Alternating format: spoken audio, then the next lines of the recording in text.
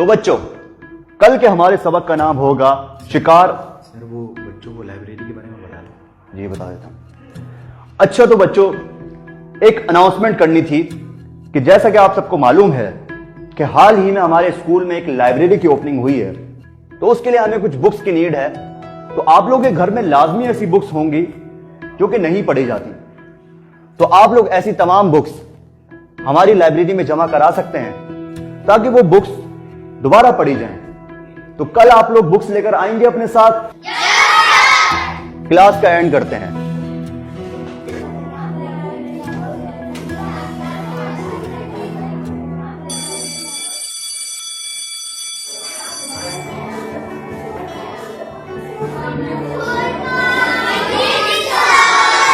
बैठ जाइए।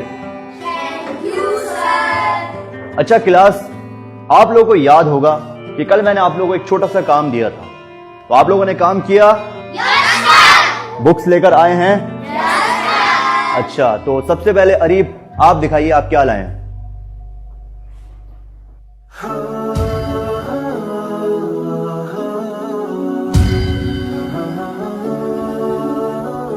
हाथ आप क्या लाए हैं?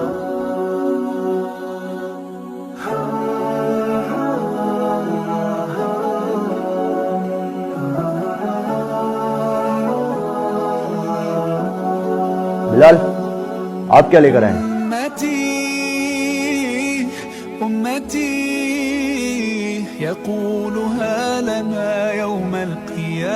बेटा आप सब क्या कुरान मजीद लाए हैं? सर यही वो किताब है जो अब हमारे घरों में नहीं पढ़ी जाती।